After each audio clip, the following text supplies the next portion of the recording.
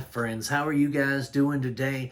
I hope everybody is having a great day today. Loving what you're doing, loving who you're with. That's what is important, guys.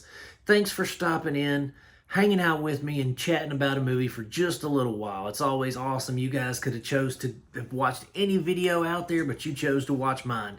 So I truly appreciate it, guys. Thank you. Today, well, I guess before we get started, before I tell you the date and the title and the director, hit that like and subscribe button before me.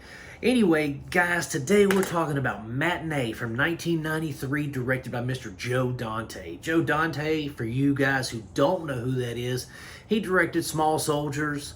He directed, and not Small Soldiers, about the kids taking over or fighting the terrorists or whatever in the school.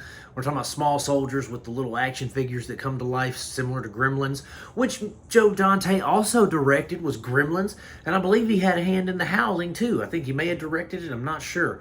But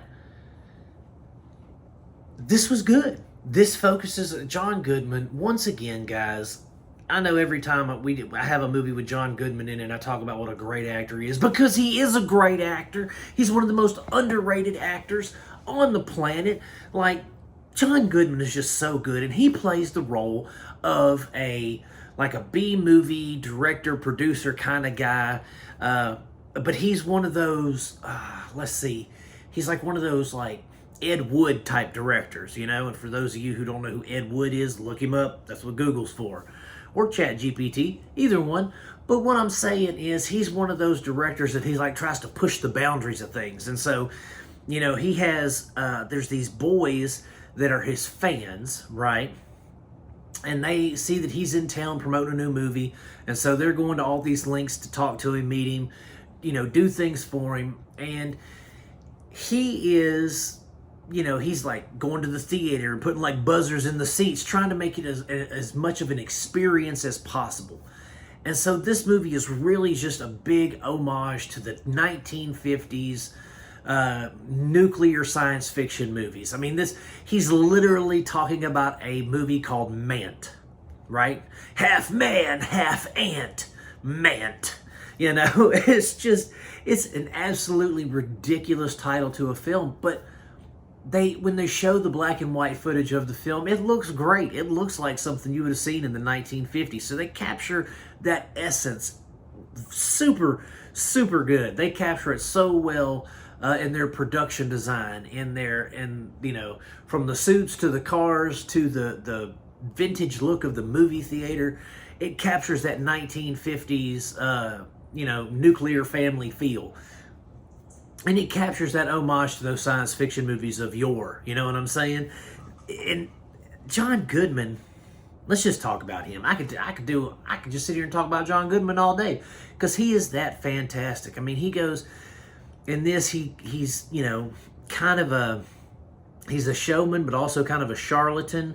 He's kind of in cahoots with people, kind of thing, and it's just really. I think this is honestly, in my personal opinion, I think this is one of Joe Dante's best films. I mean, he's made some classics, don't get me wrong. Joe Dante is a legend. But as far as like substance, as far as meat and potatoes and characters you can engage with and characters you've wound up falling in love with and you want to see them triumph and succeed, this is Joe Dante's masterpiece. I mean, he really does. Between the two boys that, you know, weird science-esque, the two best friends hanging out, you know, doing that wholesome, you know, kids riding their bicycles and being friends. Like, it almost has like a Monster Squad feel to it. It has a very, it's lighthearted, but it also has enough seriousness in it to give it that punch, you know? And I like that. I think that's awesome when a director can make something that is, it just feels nostalgic. It feels good. It's a feel-good film.